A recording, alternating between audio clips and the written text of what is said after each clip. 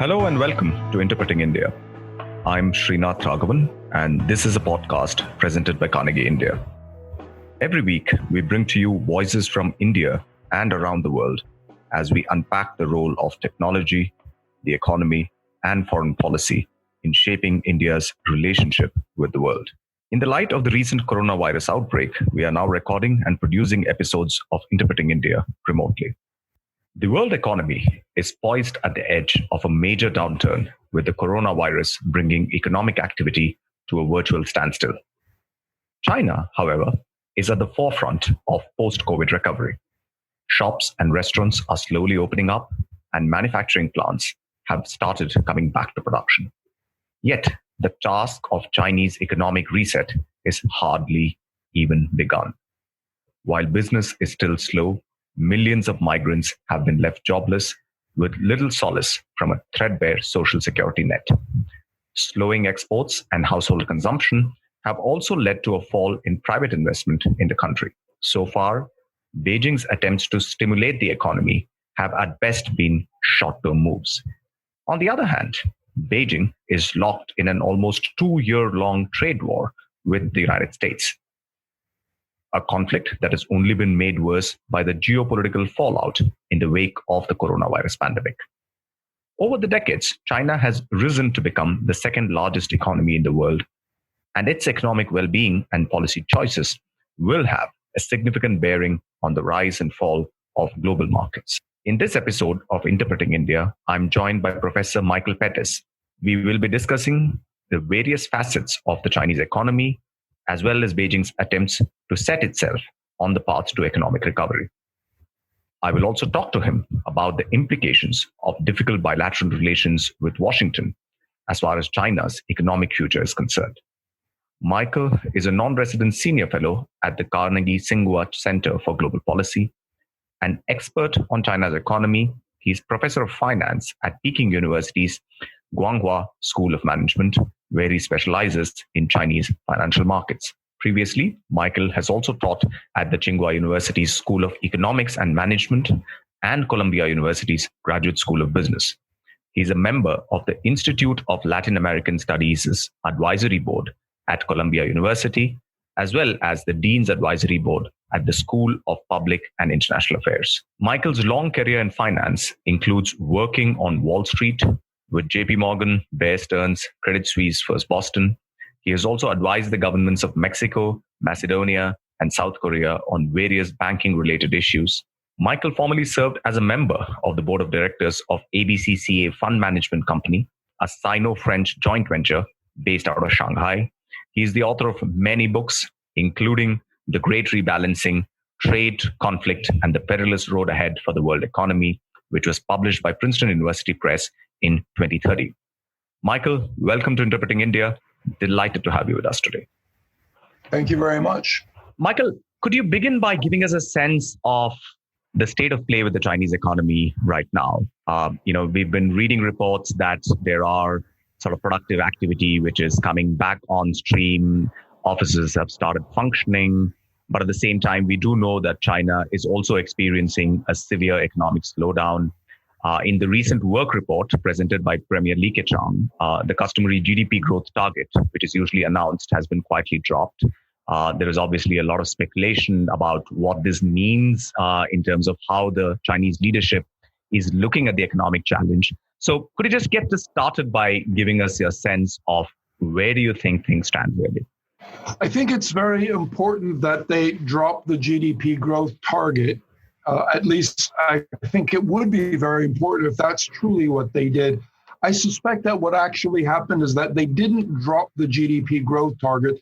They just thought it was too early to agree on what it ought to be. And so probably in the next month or so, we will have an implicit GDP growth target that local governments will be tasked with meeting. And the reason I say that is a lot of people believe that the GDP growth target is China's estimate or China's projection of what GDP growth is going to be. And of course it isn't. The GDP growth target is literally a target. GDP means something very different in China than it does in India or the US or anywhere else. It's an input. It's not a systems output. And in order to achieve the GDP growth target, we need to allow debt to grow significantly, and that's pretty well understood here. So the amount of debt that it requires to hit the GDP growth target is really a function of the difference between the GDP growth target and the real underlying growth in the economy. And the problem, I suspect, we don't know, but this is what the gossip and rumors suggest. The problem is that we don't know what the real underlying growth of the economy is going to be. It will probably be negative, but we don't know how negative. Right. And what kind of fiscal, monetary, other kinds of regulatory leeway does the government really have in terms of making sure that this economic slowdown isn't as steep and as sharp as some tend to fear today? There are two types of growth conceptually within China. And we often hear Beijing use this euphemism, high quality growth. What that means basically is the sustainable growth that represents a real increase in the wealth or in the living standards, however you want to define it. And that growth is mostly driven by consumption, by exports, and by business investments. Now, we don't know what consumption is going to be this year, but we do know that consumption is mostly a function of the change in household income and the change in the savings rate or in household debt. And it's pretty safe to say that household income is going to be down this year. How much? It's hard to say because it's very hard to work with the data. Officially, roughly 6% of the Chinese are unemployed, but they're able to show such a low number largely because most categories of unemployed workers are not included in the official data. The official data really measures the unemployed workers in a particular city who have what's called the hukou, the residence permit for that city. Most Chinese, their hukou belongs to wherever they were born. So if you were born in the countryside and you moved to Beijing, you don't have a Beijing hukou. And so if you lose your job, you're technically not unemployed. So we're all trying to figure out what the real unemployment rate is, and the estimates range from 10 to 20%, probably closer to 20 than to 10. But whatever the number is, that suggests that household income is way down. In addition, and this is a problem not just in China, but I suspect in most other countries, households have been so shocked by COVID-19 that one of their responses will be to raise their savings rate. And we're already seeing that in the data. Chinese households are paying down some of the huge increase in debt we saw in the last 5 years. So that combination of lower household income and higher household savings means consumption will be way down. As for exports, it's hard to say, but I think we all agree that exports aren't going to do well this year for any country. And then private sector business investment, which is the other component of high quality growth. Well, the private sector invests mostly to serve consumption or exports. And because everyone believes both will be down this year, it's hard to imagine that businesses are going to increase investment. They'll probably reduce it. So all the components of good growth are going to be down this year. And what that means is that if China wants to prevent unemployment from rising, and if they want to maintain some level of economic activity, mostly to prevent unemployment from rising, they're going to have to rely on the bad sources of growth, which are real estate development. And that's bad because it's mostly building new apartments for speculative purposes. They're empty. A quarter of all apartments in China are empty. Or public sector infrastructure spending. And China has long ago maximized the amount of infrastructure that it can productively absorb. So basically, we're left now with building trains that we don't need, bridges that we don't need, et cetera. That's great. And I think we'll get back to each of these things that you've identified. But perhaps I could start by, asking you to sort of expand a little bit more on what the effect of further reduction in consumption and an increase in household savings is going to mean. Some years ago, you wrote this very influential article in your blog, contrasting the sort of East Asian, particularly Chinese model of, as high savings-led growth with the sort of other model, which you said is one of high wages. And you already pointed out that China had, in some ways, reached the logical limits of a high savings-led strategy. Now, if this crisis is effectively going to push China further down that route by way of, getting households to save more, I mean, what kinds of problems do you think it's going to store up as far as the economy is concerned and the growth model itself? Unfortunately, pretty big problems, because the high savings growth model works in a country in which desired investment is much greater than actual investment. So typically most developing countries have more investment needs than they have actual investment, in which case anything that pushes up the savings rate, as long as those savings are retained within the country, is likely to push up the investment rate.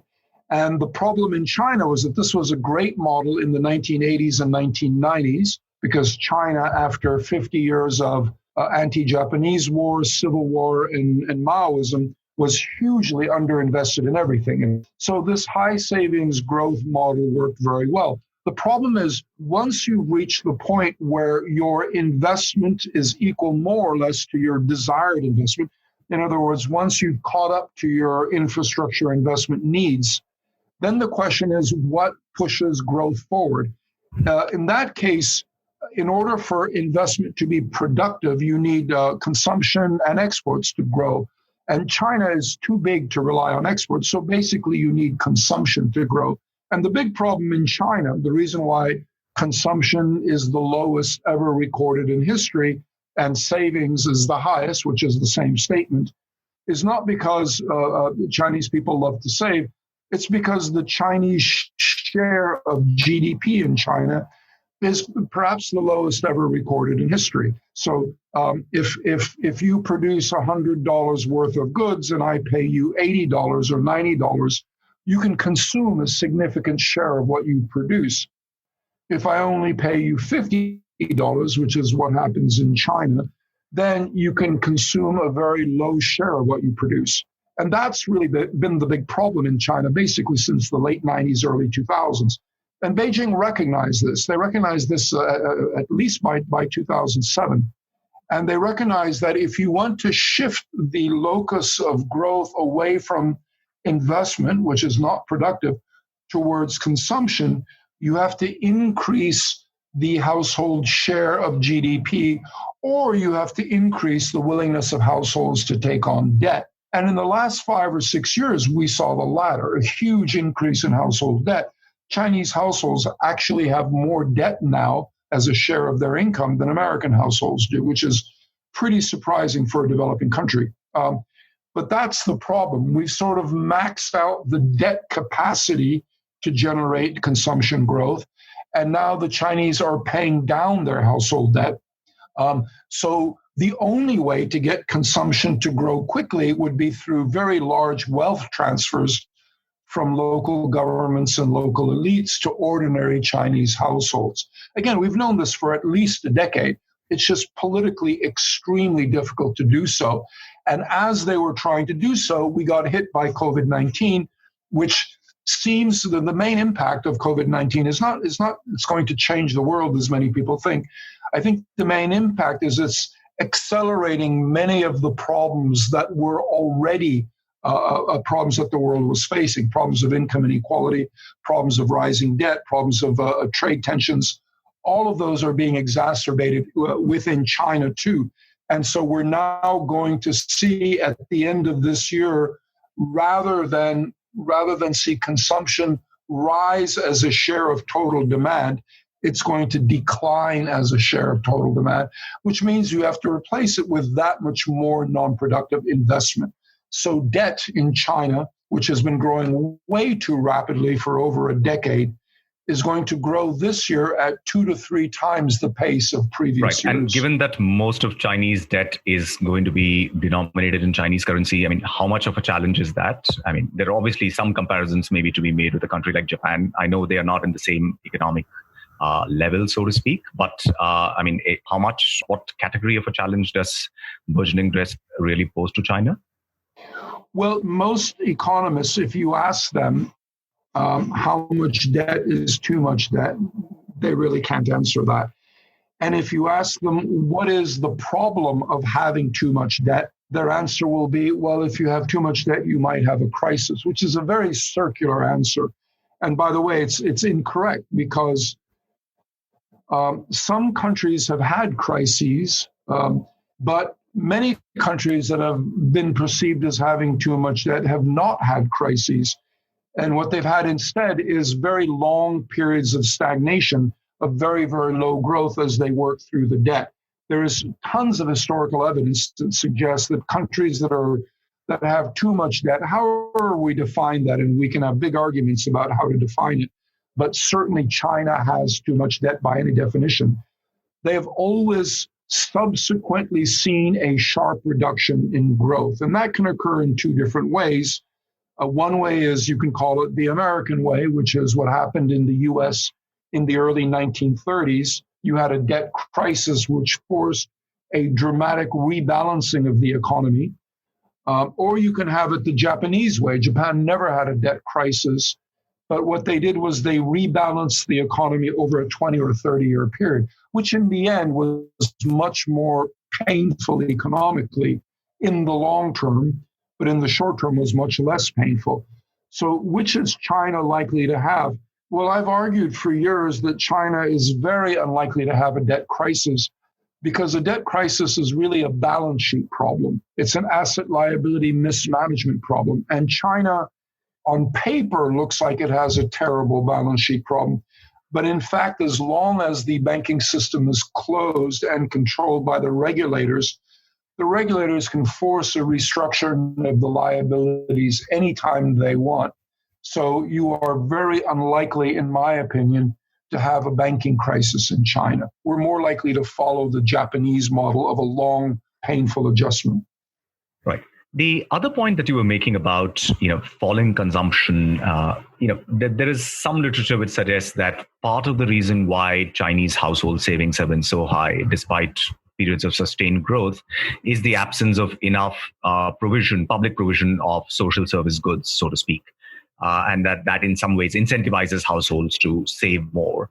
Do you think this crisis could mark a turning point in that direction? Which is to say that on the one hand, we have a problem of falling demand and consumption. But on the other hand, as you say, it's only the state and state-led revival which is going to kickstart it. So do you think some of that revival, instead of going into more empty zombie buildings and cities or bridges to nowhere, could actually take the form of more social spending in China?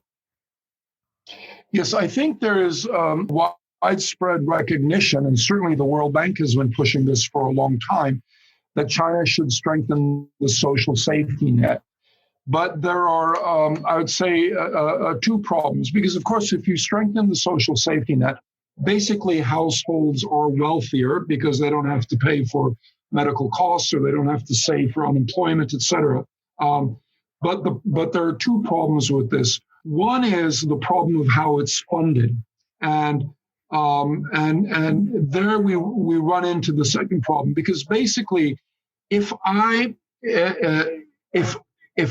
add $100 to your social safety net, but I fund it by taking $100 from you, then a stronger social safety net doesn't really do anything, because although you now have a commitment on my part to pay for your medical treatment or your education or your unemployment, you also have less income.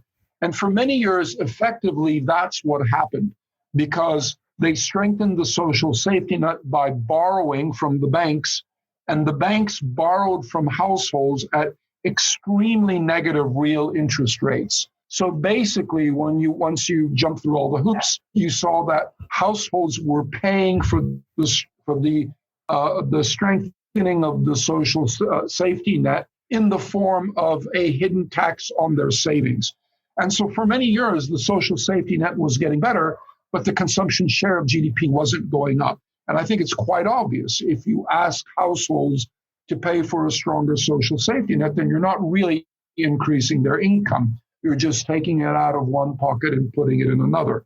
Now that process has stopped. Interest rates are real again. So now we fall into the other problem, and that is which government, the central government or the local governments, should be responsible for paying for the social safety net. And there we have to put that in the context of this very difficult fight between Beijing and local governments and local elites over this re-centralization of power and of the economic policy-making process that we've seen since 2012. Basically, Beijing wants to force the cost of the adjustment onto local governments. But local governments have enormous amounts of debt. And the right way for local governments to fund the improvement in the social safety net would be for them to liquidate assets, to sell off shares in their SOEs or in their state-owned enterprises, or to sell off real estate. But that's the problem. They don't want to do that. Control over these assets is a very important part of their domestic power and their ability to create rent-seeking behavior, to put it nicely. So they've been funding this by borrowing, but that doesn't really solve the problem for China. It just changes the locus of debt creation. So instead of increasing debt to invest in non-productive infrastructure, they're increasing debt to strengthen the social safety net. So it doesn't solve the underlying problem for China. We all know what must be done. It's just politically very difficult for them to do so. The other problem is a credibility problem. So, for example, Shandong province 2 years ago announced that they would transfer the shares of their state-owned enterprises to the Shandong Pension Fund. In that case, they resolved the political problem because they continue to control these SOEs. But there you run into a very different set of problems. If I give you $100, you will feel $100 richer. Maybe you'll go out and spend it. If I put $100 in your pension fund, how much richer do you feel? How much will you spend? Well, it depends on the credibility of the pension fund. And I would argue that the credibility is extremely low, so it's not really going to change your behavior. In that case, it doesn't solve any problem. We need real wealth transfers, however they're done, between local governments and local households. Right. And what is the situation with corporate debt before the current crisis struck, but now more as a consequence of this prolonged shutdown? Clearly, businesses must be under a lot of stress. And what is the government doing in order to keep them on life support, so to speak, till such time economic activity can come back to something which looks like normality? It shows you how difficult it is to address the COVID-19 problem, because what the government has been trying to do is remove what I would call supply side constraints. So banks have real trouble lending to the private sector because most lending in China is lending against assets, primarily real estate. So let's say you are the main owner and the CEO of a $30 million company, and you need to borrow money. The banks will only lend you money against the collateral value of your house. So let's say you have a nice house, a $5 million house. They will lend you up to $3.5 million, 70%. But if you have a $30 million company, you may need a lot more than that. This has been a real frustrating problem. But the point that I would make is that even if they were able to resolve it, it doesn't really solve the problem, because Chinese businesses don't have a supply side problem. They have a demand side problem. And that is, if you are a private business, most of your production goes to serve exports or consumption. And with export growth having been weak before COVID-19 and negative since then, and the same thing with consumption, then the chances are you're probably not that eager to borrow money to expand production. And that's what we're seeing. That doesn't mean SMEs, small and medium enterprises, aren't borrowing money. They are, but what it looks like they're doing with the money is either using it to pay down more expensive shadow banking debt, or they're using it to speculate. So recently there was a big problem because many of the smaller companies that were given COVID-19 loans didn't use the money to keep their factories open. They used the money to buy apartments in Shenzhen, a city with the fastest increase in apartment prices. And of course, that doesn't help the economy. That just turns real lending into speculative purchases, which isn't the purpose of the lending. But it's very hard to resolve that. There really isn't demand.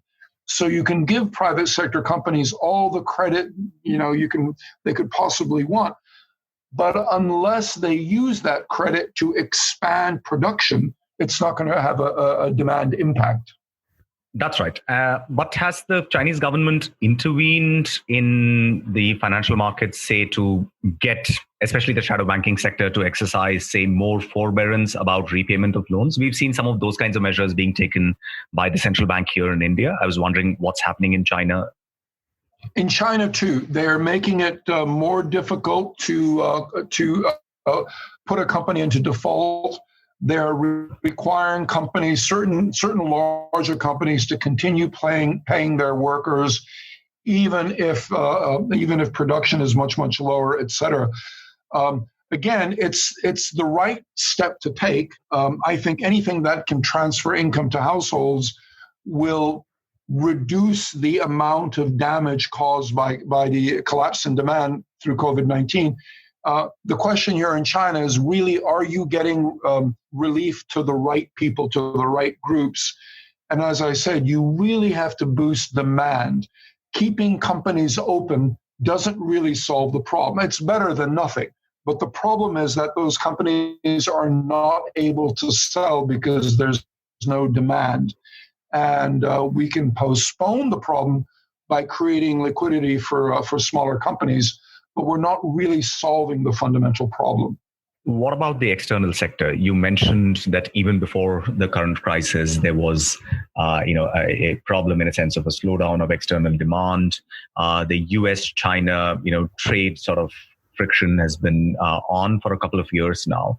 But how do you think, this is going to play out after the current crisis is perhaps behind us to a certain extent? I mean, there's already been a lot of talk of saying that, too much of the global value chains are dependent on China. There is a need to sort of depend less, to diversify, and so on. I mean, is there thinking within China about what all of this could mean? Very much so. I think they're extremely worried. What I would argue is that COVID-19 didn't really change anything so much as it accelerated existing trends. The problem of a rise in global trade conflict, I think, for example, is something that predates the Trump administration. We started to see the trade share of GDP after many years of rising, beginning in 2012. It started to decline. And if you just look at the graph, you can't even tell when Trump became president because there's no sharpening of that process. Global trade has been declining, I think, because of real problems in the distribution of trade and in the creation of imbalances. And what COVID-19 has done, I think, is accelerate those imbalances. And so I expect that, if anything, trade conflict is going to become worse. Think about it from a savings point of view. If households increase their savings, which they will do in not just in China, but in the US, in Europe, probably in India, in most countries, I think one response to the shock of COVID-19 is to say, I will never get caught like this again. I will increase my savings rate in case of a future problem. But if you increase your savings rate, let's say Americans increase their savings rate, something else has to happen.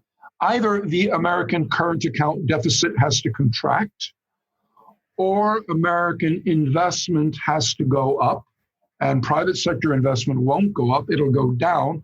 So that has to be public sector investment, or unemployment has to go up.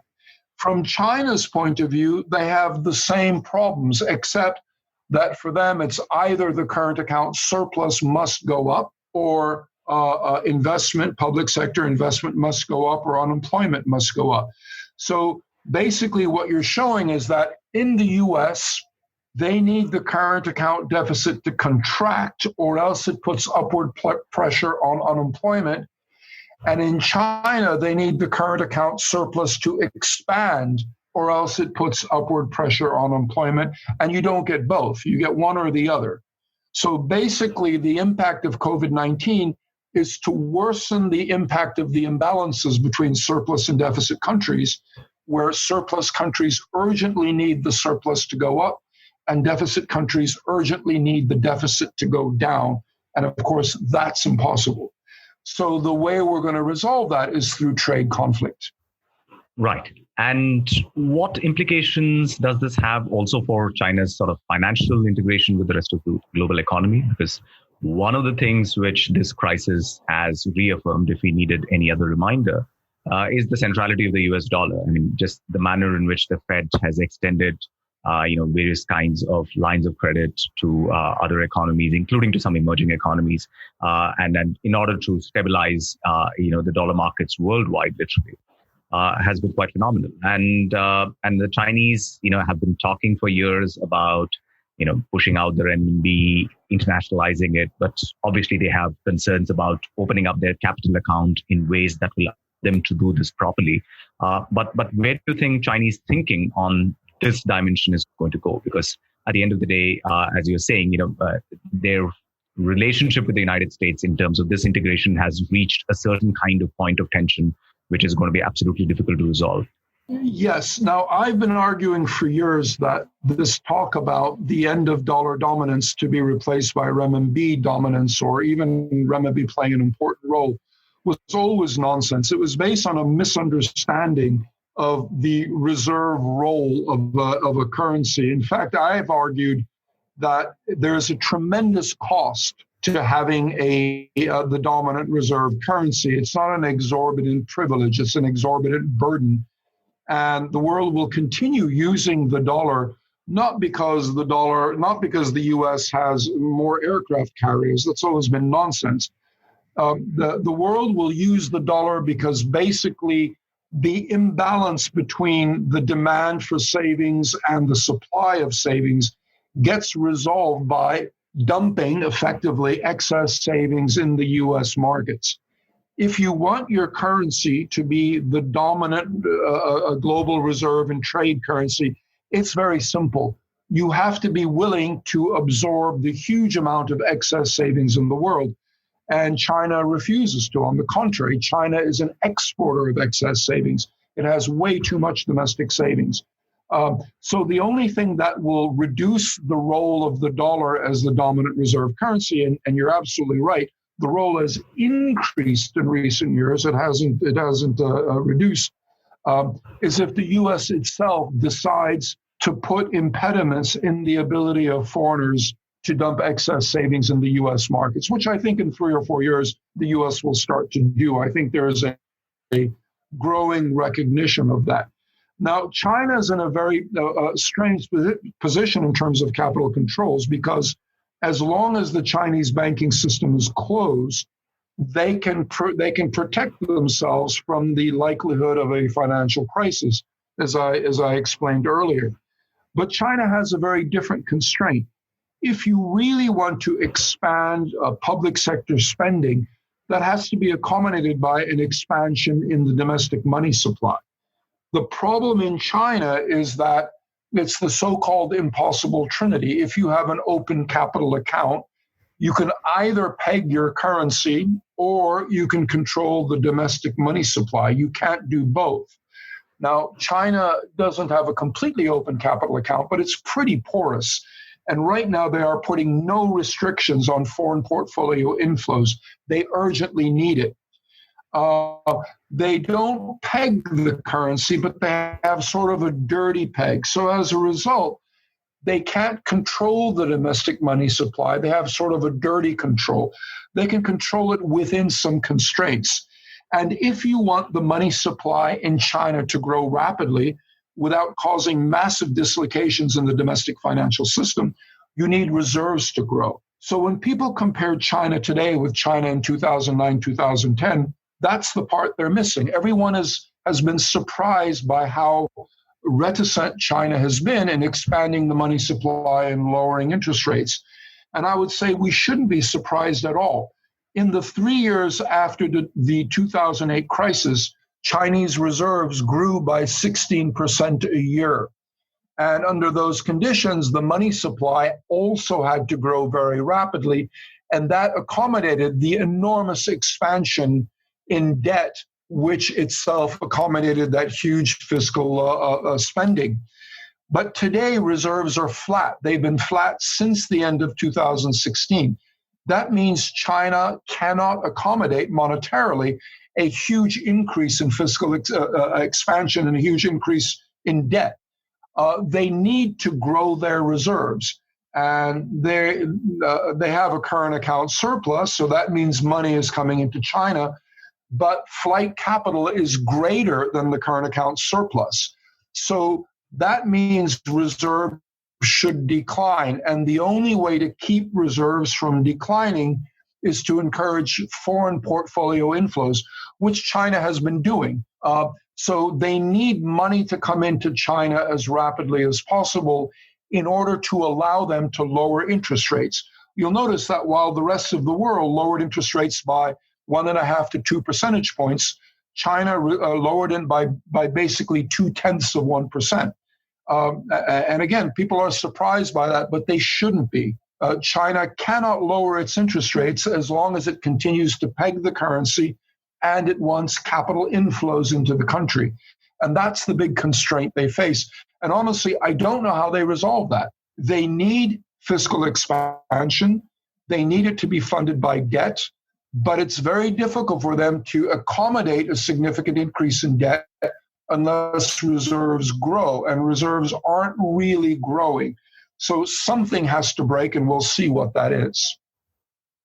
Right. And in any case, China is central certainly to a lot of the other emerging market economies' sort of pathway towards recovery from this crisis. So whatever happens in China is going to be of great interest to the rest of the world, but certainly to places like India and the other emerging markets, which are going to be watching the story very carefully. And of course, we will continue to read you very carefully, Michael. Thank you so much for being with us today. It's been an absolute pleasure. Thank you very much, Srinath. This was a pleasure.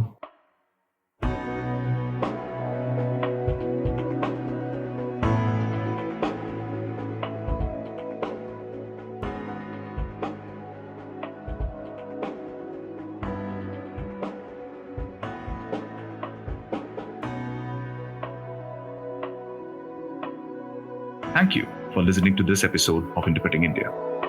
Stay safe and don't forget to wash your hands. For more information about the podcast and the production team, you can follow us on social media and visit our webpage.